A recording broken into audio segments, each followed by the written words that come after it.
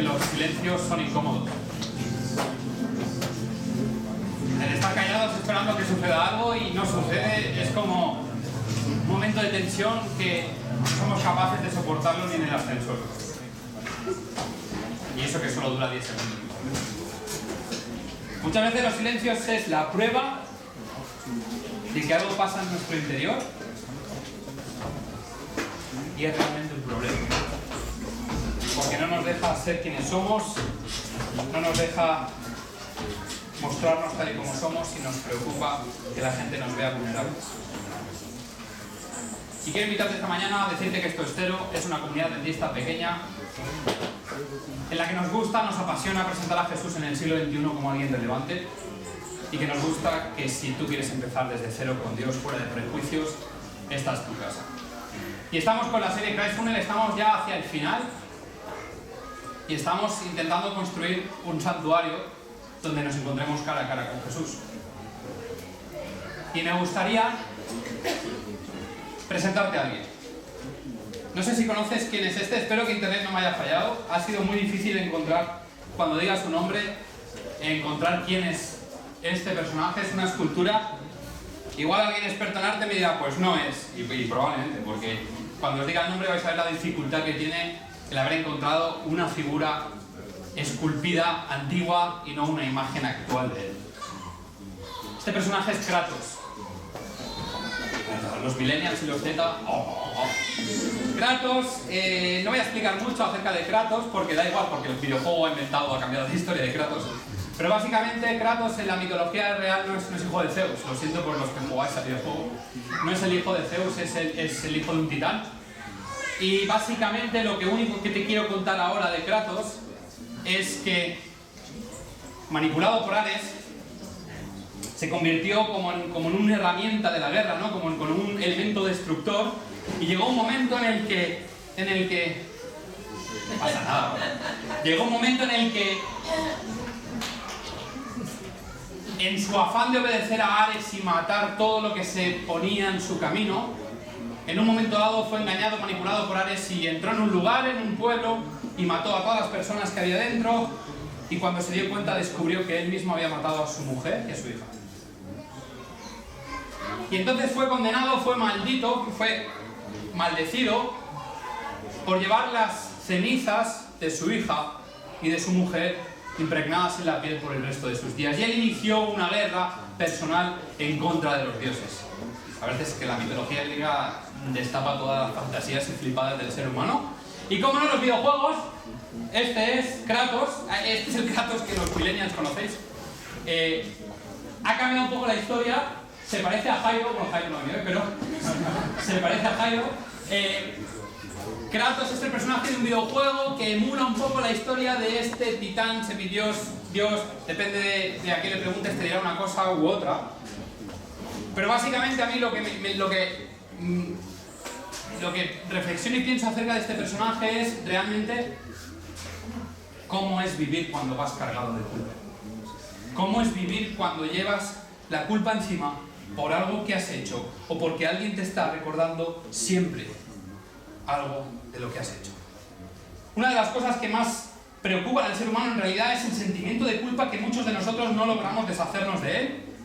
Y muchas veces cuando la culpa a otros te la ponen encima, sientes el rechazo, que también es algo con lo que tenemos que lidiar. Y déjame que te diga, y te lo digo desde el corazón, los cristianos somos expertos en hacer sentir a las personas culpables. Somos profesionales, especialistas en dirigir nuestras comunidades buscando culpables para sentirnos élite, para sentirnos mejor que el resto. Y quizás tú hoy, si has pertenecido a una comunidad religiosa, o por la misma razón por la que no perteneces a ninguna comunidad religiosa, o perteneces a una comunidad religiosa, pero estás sintiendo en estos momentos eso mismo.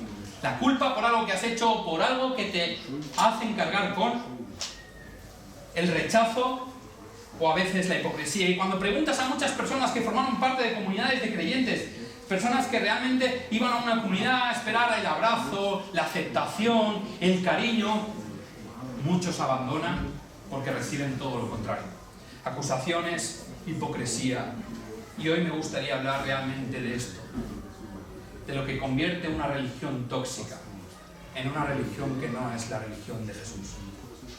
Y cuando Jesús vino a este mundo, tuvo que lidiar con lo mismo, tuvo que lidiar con una élite religiosa que se llamaban fariseos, que realmente eran los jefazos que acusaban, culpaban, aun a pesar de ser bastante hipócritas en su mayoría, a la gran sociedad del pueblo donde Jesús vivía.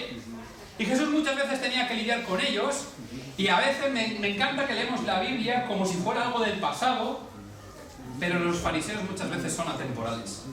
¿Y cuántos religiosos existen hoy con las mismas actitudes que los fariseos tenían en tiempo de Jesús? La mayoría de los fariseos en época de Jesús desarrollaban una fe tóxica, una religión tóxica, una fe que oprimía en lugar de liberar, una fe que condenaba en lugar de restaurar, una fe que castigaba en lugar de perdonar.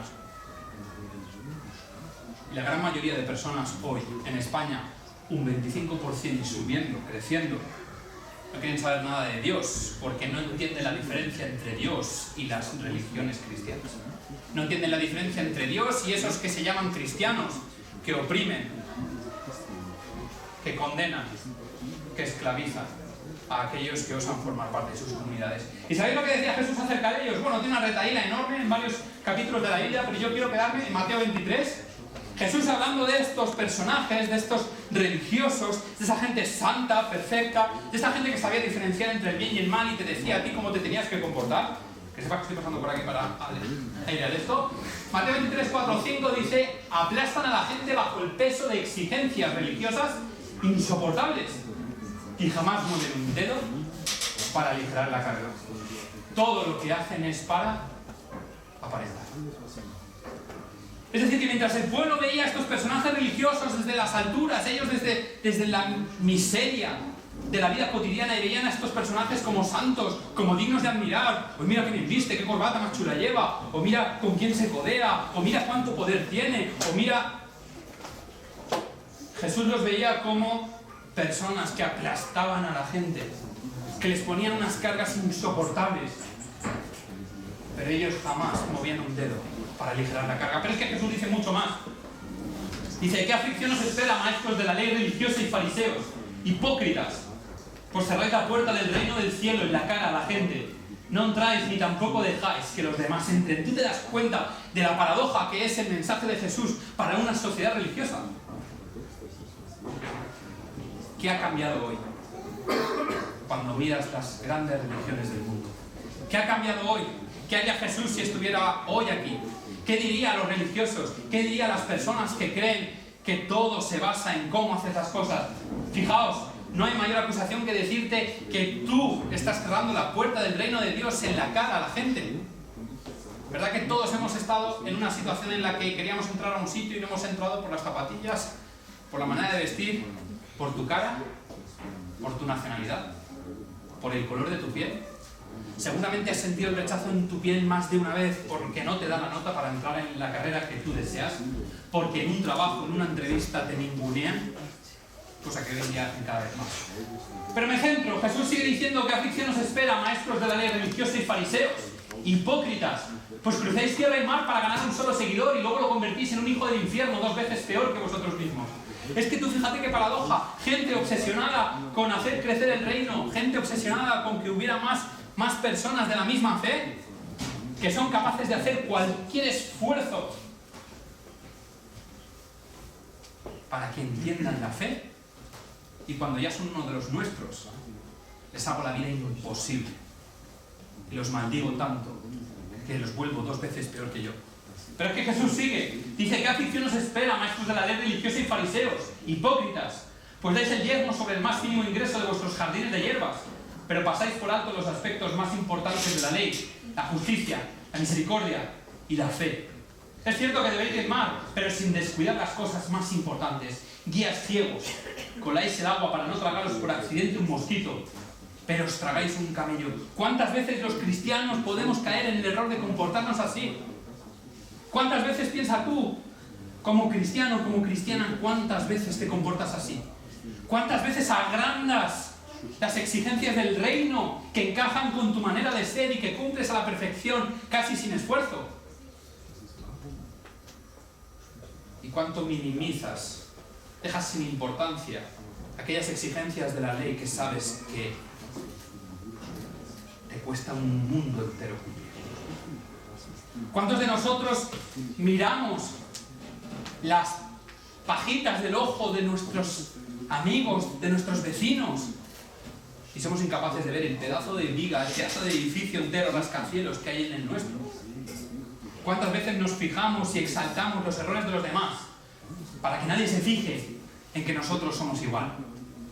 Y quizás si engañemos a alguien y pensemos que yo soy mejor que ellos. Sigo. Bueno, sigue Jesús. ¿Qué aflicción os espera, maestros de la ley, religiosos y fariseos, hipócritas? Pues os cuidéis de limpiar la parte exterior de la taza y del plato, pero estáis sucios por dentro, llenos de avaricia, y os permitís todo tipo de excesos. Y sigue. Y acaba aquí. ¿Qué aflicción os espera, maestros de la ley religiosa y fariseos hipócritas? Pues sois como tumbas blanqueadas, hermosas por fuera, pero llenas de huesos de muertos y de toda clase de impurezas por dentro. Por fuera parecéis personas rectas, pero por dentro el corazón está lleno de hipocresía y de desenfreno. Y yo me pregunto qué clase de religión, si quieres saberlo, solo tienes que leer Mateo 23 o leer los evangelios en general. ¿Qué clase de religión tenían estos fariseos? ¿Qué clase de cargas imponían? ¿Qué clase de mandatos seguían?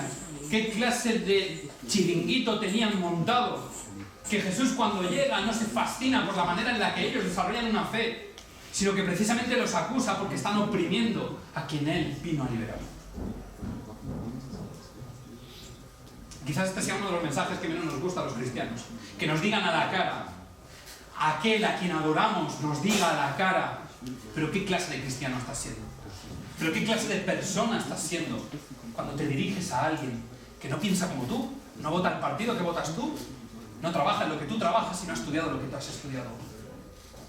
¿Qué clase de cristiano eres tú cuando te encuentras a alguien que no apoya el mismo equipo de fútbol que tú? Cuando alguien no habla el mismo idioma que tú. Dos textos más, Mateo 9:11 y Lucas 7:39 dice: cuando los fariseos vieron esto, preguntaron a los discípulos: ¿por qué vuestro maestro come con semejante escoria? Cuando el fariseo que lo había invitado en otro contexto vio esto, dijo para sí, hablando de Jesús: si este hombre fuera profeta, sabría qué tipo de mujer lo está tocando. Es una pecadora. Es que los fariseos eran increíbles, eran la leche. Eran gente que decía: uy, este que mal se está portando, no te acerques, no lo toques, es escoria. No nos juntamos con ellos. Nosotros somos perfectos, defensores de la verdadera fe. Cuando alguien era pecador, no podía ser tocado por alguien santo. Te volvías impuro, te volvías contaminado. No querías juntarte con esa escoria, no querías juntarte con la gente con la que no se comportaba como tú. Tú tenías que vender todo el rato que eras santo. Si comías con borrachos, te iban a confundir con un borracho. No, por favor, yo soy santo, soy perfecto y nunca me equivoco. La élite pensaba que era perfecta y evitaban contacto con toda persona. Y quizás tú has experimentado esa sensación. Quizás tú has sentido que tu iglesia, tu comunidad, en lugar de apoyarte, de estar a tu lado, te ha estigmatizado.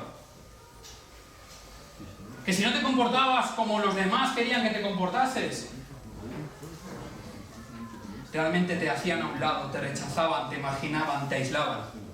Si no te congraciabas con los que tenían el poder, porque hay gente en las iglesias cristianas que busca el poder. Si no te congraciabas con aquellos que deseaban el poder y los primeros asientos en las iglesias y que les aplaudan en las plazas y en los congresos, si no te congracias con ellos, te apartan,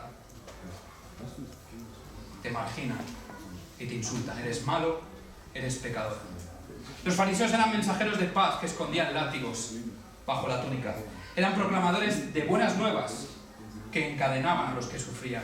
Los fariseos eran representantes de la prosperidad que arruinaban a los más pobres. Los fariseos eran defensores de una esperanza que les espera. Y estos fariseos, que son atemporales, fueron muy conocidos y muy poderosos en la época y la sociedad de Jesús. Pero Jesús les manda un mensaje muy claro. Y Jesús se encontró con un personaje que te quiero presentar. Un personaje que se encontró con Jesús y me parece que es un encuentro especial porque seguramente ese personaje supo lo que era la culpa, supo lo que era el rechazo y supo lo que era sentirse amargado, marginado, aislado por una religión que oprimía, por una religión tóxica. Porque hoy me gustaría que si tú estás viviendo una religión tóxica, a veces no impuesta por nadie externo a ti, sino por uno mismo, te liberes de ella porque es lo que Jesús vino a hacer. Te voy a hablar de un leproso. Y un leproso en la época de Jesús era una persona que realmente, con toda seguridad, sentía culpa por algo que podía haber hecho. Porque el concepto general, la filosofía que se vivía en la sociedad era que si tú tenías una enfermedad es porque Dios te había castigado por un pecado. Así que si tú tenías una enfermedad grave es porque tus pecados eran muy graves y Dios te había castigado mucho.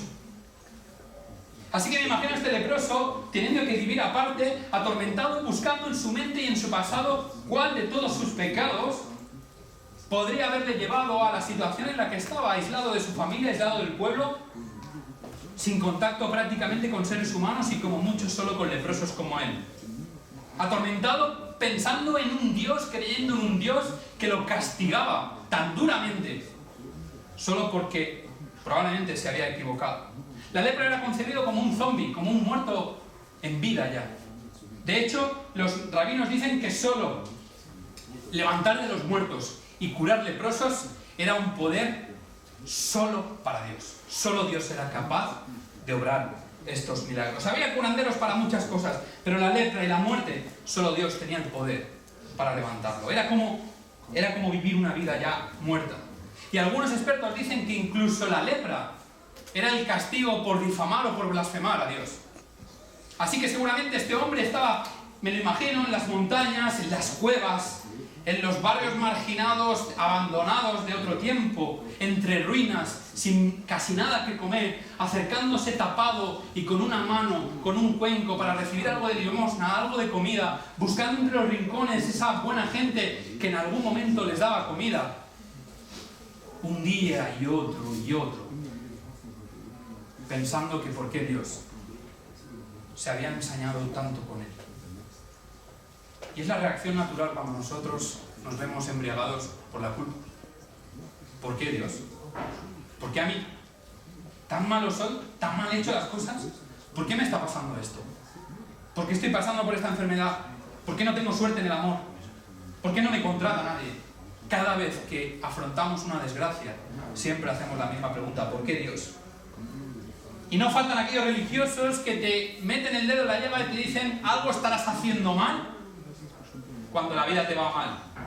Algo Dios te está intentando transmitir cuando la vida te va muy mal. Tenemos la impresión de que cuando las cosas nos van mal es porque hemos hecho algo mal. Y eso es lo que busca la religión tóxica: manipularte, ir a lo psicológico y destrozarte. Y yo no me imagino estar atravesando una enfermedad como la del leproso y vivir con esto. Y por eso viene este texto que me encanta, Marcos 1:40. Un hombre con la lepra se acercó, se arrodilló ante Jesús y le suplicó que lo sanara. Si tú quieres, puedes sanarme y dejarme limpio, dijo. Fíjate cómo se desarrolla el texto: se acercó, se arrodilló y le suplicó. El hombre estaba desesperado por la culpa, y fíjate lo que le dice: si tú quieres. No está apelando a su poder. El hombre está convencidísimo de que Jesús es el Hijo de Dios y tiene el poder para curarlo. Pero el hombre está desesperado y se arrodilla y no duda de la capacidad de Jesús para curarle. Lo que duda es de su voluntad. Lo que duda es que quizás el Hijo de Dios es como el resto de religiosos y no se quiere ni acercar a él. No quiere limpiarle. No quiere curarle. Él no está nada preocupado por si Dios es capaz o no es capaz de curarle, si Jesús puede o no puede. Él está preocupado porque la respuesta de Jesús sea: no te voy a limpiar porque tienes lo que te mereces, escoria. ¿Cuántas veces nosotros nos acercamos a la gente que sufre y les decimos las mismas frases? Tienes lo que te mereces. Muchos de nosotros pensamos así. Y tristemente muchas veces la religión se comporta con aquellos que sufren por sus vicios ocultos, por su orientación sexual, por problemas en su vida, por decisiones erróneas. ¿Cuántas veces nosotros nos ponemos en pie y decimos, al final esto es consecuencia de tus actos? Pero no nos acercamos a las personas y escuchamos su clamor.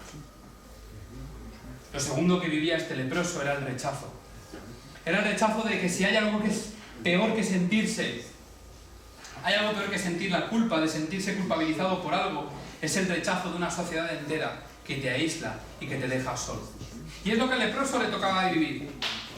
Básicamente el leproso, el problema que tenía era que por su enfermedad no podía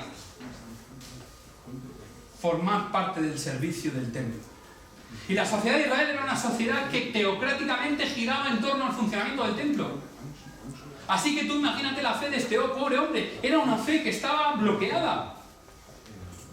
Necesito ir al templo para perdonar mis pecados, necesito ir al templo para encontrarme con Dios, necesito ir al templo, pero mi situación, mi estado, mi naturaleza me impide ir al templo. No puedo. Ni siquiera puedo ir a la ciudad santa.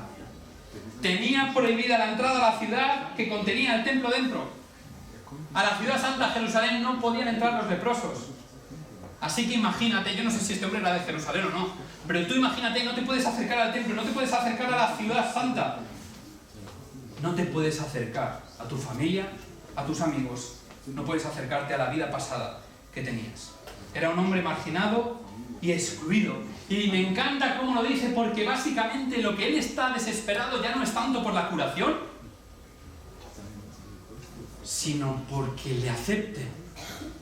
Fíjate que no dice, quiero que me cures. Lo que dice es, déjame limpio. Otras versiones es, declárame limpio, hazme limpio. Vuelve a restaurar mi persona. Quiero ser uno más. ¿Por qué mi estado? ¿Por qué mi naturaleza? ¿Por qué cómo soy yo? Tiene que ser un motivo para que la gente me rechace, para que la gente me dé de lado, para que la gente me margine en un puente y no se preocupe en nada por mí. Tan grave es que me haya equivocado en la vida, tan grave es que la vida haya sido dura conmigo como para que tú me des tu limosna, tu compasión, tu rechazo,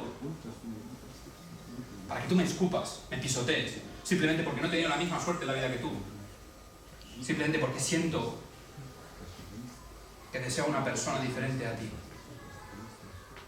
El hombre necesitaba volver a casa, necesitaba contacto humano, necesitaba a su familia. Creo que ninguno de nosotros nos gustaría estar marginados. Creo que ninguna de las personas que cruzan un océano o que cruzan un mar buscando un futuro mejor huyen de un estado de confort y de facilidades. Creo que nadie que se separa de su familia, nadie que sufre el vivir solo en un país diferente, creo que nadie lo busca si no está realmente desesperado. Y nosotros los cristianos muchas veces siento que somos expertos en elegir tolerancia selectiva y rechazar indiscriminadamente a quien no piensa como tú. Por las cosas que haces y por quien te gusta. Y fíjate, el texto continúa, Marcos 1, 41 y 42. Dice, movido a compasión, Jesús extendió la mano y lo tocó.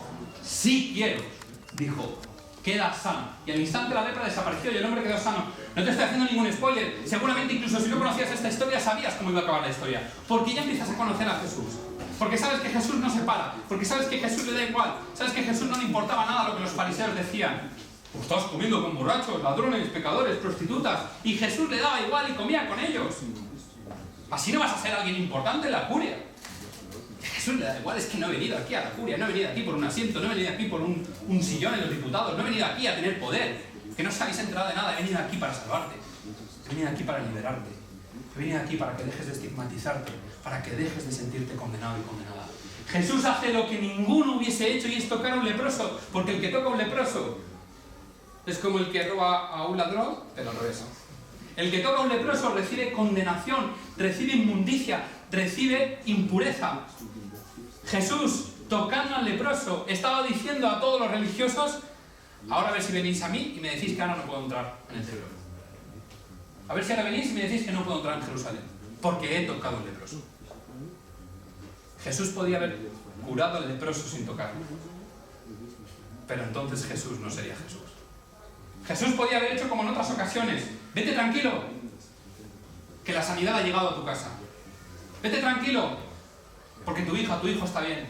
Vete tranquilo, porque aquello que te atormenta te libera. Jesús podía haber dicho, me congracio con los religiosos y no me toco, y digo, tú tranquilo, que vas a ser sano, y hubiese sido sanado. Pero Jesús se acerca y le toca. Y no me imagino tocándole como nosotros a veces tocamos algo que no nos gusta, como que... Muy bien, Tenemos más que ir a Plaza Mayor y ver la gente que está durmiendo allí. Como la gente se acerca. Sí se acerca. Es como... oh, te echo una monedita y salgo corriendo. Jesús toca. No importa la basura, y podría decir una palabra mucho peor y quedaría mejor. No importa la basura que tengas encima tuyo. No importa la inmundicia que tengas en tu cuerpo. No importa lo mal que te sientas. Jesús no tiene miedo de tocarte. Es más, Jesús está deseando tocarte y necesita tocarte para demostrarte que te quiere y que te quiere sano. Y por último me voy a meter con los ritos de la religión tóxica. Muchas veces la religión tóxica se esconde en ritos para esconder la hipocresía que hay detrás. Y una religión que abusa de unos ritos vacíos, mecánicos, sin sentido, es porque Jesús no existe dentro de esa religión. Una fe que se limita a mecanismos de acción o acciones para conseguir algo está lejos del plan de Dios. Los ritos, los rituales, tienen sentido solo cuando tienen un propósito de enseñanza, cuando tú entiendes lo que estás haciendo y el propósito para el que sirve. Hay gente obsesionada que cree que los ritos sirven para mover a Dios. Al final era normal en una sociedad en la que creía que el castigo llegaba. El castigo llegaba por tus pecados, es decir, si yo actúo de esta manera, Dios me castiga. Si repito ritos, igual convenzo a Dios de nuevo para que me perdone y me deje tranquilo y no me castigue tanto. Los ritos son las muletillas para lavar nuestras conciencias de que al final, pues algo estamos haciendo bien. Pero Jesús destruye todos los ritos y se limita a reducirlos solo cuando tienen propósito. Por eso Jesús en Marcos 1:44 acaba esta historia diciéndole esto: no se lo cuentes a nadie. En cambio, preséntate ante el sacerdote y deja que te examine. Lleva contigo la ofrenda que exige la ley de Moisés a los que son sanados de lepra. Esto será un testimonio público de que has quedado limpio. Fíjate cómo Jesús está cumpliendo los ritos. Fíjate cómo Jesús le está haciendo cumplir los ritos al leproso, que ya no es leproso. Le está diciendo, al final la ley es esta. Solo el sacerdote tiene la potestad para declararte limpio, aunque te he limpiado de él. Pero ve al sacerdote y haz la ofrenda, haz todo como ellos te piden, porque esto será la prueba de que estás limpio de verdad. Los ritos sin sentido, todo lo que hacemos cuando oras, ojo, cuando oras, si lo haces en plan rito, en plan de querido Padre, dice los alimentos que vamos a tomar cuando estás cogiendo el tren, o cuando estás a punto de irte a dormir, cuando haces todo mecánico, no sirve para nada. Todo lo que haces está preparado para tener una relación con Jesús de Nazaret.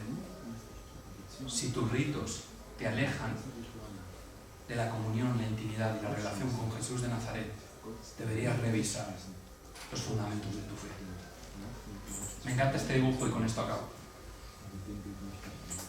Los que solo conocéis al Kratos de la historia, igual no pilláis mucho. Los que conocéis solo al Kratos de los videojuegos, este dibujo es increíble. Es de un brasileño que se llama Charles Criador. Es ilustrador, dibujante, es un máquina. Y me encanta porque al final Kratos inicia una guerra contra los dioses porque se siente estafado, se siente manipulado, siente que la religión le ha fallado y entonces se envenena y va contra los dioses. Kratos es blanco porque las cenizas de su familia, de su mujer, de su hija, están impregnadas en su piel. Y me encanta este dibujo porque Jesús coge el arma de Kratos y adopta los estigmas de su piel. Ese es Jesús. Jesús es esa persona que cuando tú cargas con tu culpa, cuando cargas con tu rechazo, cuando cargas con todo eso que a veces te cuesta, cuando emprendes tus guerras particulares por ti mismo, Jesús te dice: